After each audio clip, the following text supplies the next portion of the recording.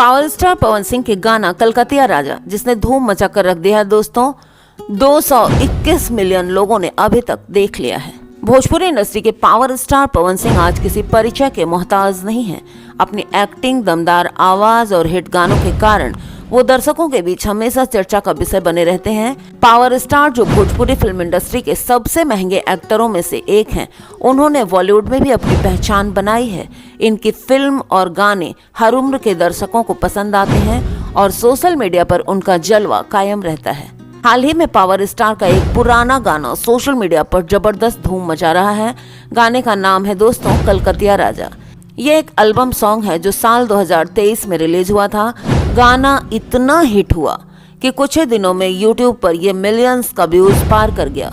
कलकतिया राजा को पवन सिंह ने अपनी आवाज दी है और इसके बोल निक्की निहाल ने लिखे हैं, जबकि प्रियांशु सिंह ने इसका संगीत तैयार किया है।